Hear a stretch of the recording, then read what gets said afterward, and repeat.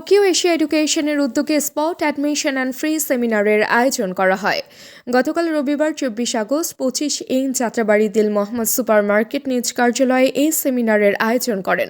উক্ত সেমিনারে Tokyo Asia এডুকেশনের পরিচালক নাইম হাসানের উপস্থাপনায় প্রধান আলোচক হিসেবে উপস্থিত ছিলেন জাপান এসটিজি ইন্টারন্যাশনাল কলেজের অধ্যক্ষ ছাচাকি সাতোশি।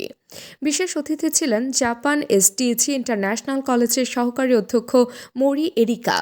উক্ত সেমিনারে প্রধান আলোচক বলেন, জাপানে কেন যাবেন, জাপানে গেলে পড়ালেখার পাশাপাশি চাকরি সুনিশ্চিত করুন, শিক্ষার মান উন্নয়ন সুনিশ্চিত করুন, জাপানের সিটিজেনশিপ সহ বিভিন্ন ধরনের সুযোগ সুবিধা পাওয়া যায়।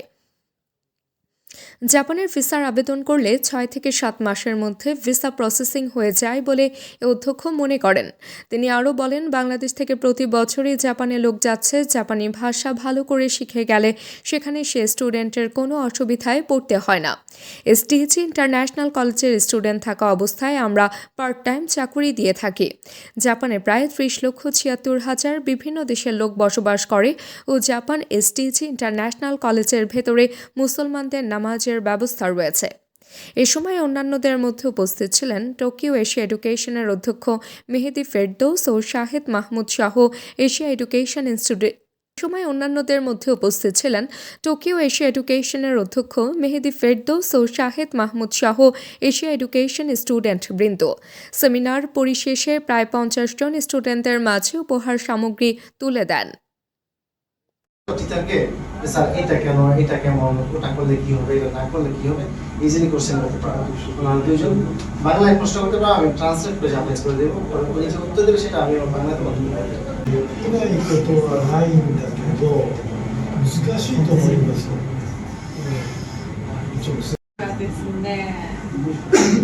今週は雨です。東京は今週は雨だそうです。でもバングラデシュと日本は同じぐらい暑いですね。আসসালামু আলাইকুম, আমি নাইম হাসান। আমি জাপানে আছি প্রায় 20 বছর ধরে। গত এক সপ্তাহ আগে আসছি মূলত আমাদের স্কুলের জন্য। এটা হচ্ছে টোকিও এশিয়া এডুকেশন। আপনারা অলরেডি জানেন যে আমাদের স্কুলে আজকে দুজন জাপানিজ পরিদর্শন করতে এসেছে। এসটিজি স্কুলের সুনামধন্য কলেজের প্রিন্সিপাল প্লাস ভাইস প্রিন্সিপাল। এখন আপনি যে প্রশ্নগুলো করলেন, ধন্যবাদ। প্রথম প্রশ্ন ছিল যে আমাদের স্কুলের সুযোগ সম্ভাবনা কতটুকু। আমাদের এই স্কুল যদিও প্রতিষ্ঠিত হয়েছে, খুব লম্বা সময় হয় নাই। তারপর গত বছর আমরা প্রায় 12টা কাগজ জমা দিয়েছি, তার মধ্যে 11টা সাকসেস হয়েছে, আমরা একটা কাগজ মিস গেছে। সেটাও বিভিন্ন কারণে, আমাদের নিজস্ব কোনো প্রবলেম ছিল না। সেই হিসেবে বলা যায় যে 100% আমাদের সফলতা। আর এখন থেকে যেহেতু আমাদের স্কুলের টিচার আসলো, ওনার সাথে আমাদের ভালো সম্পর্ক তৈরি হলো। এই স্কুলে হচ্ছে গ্রেড 1 লেভেলে।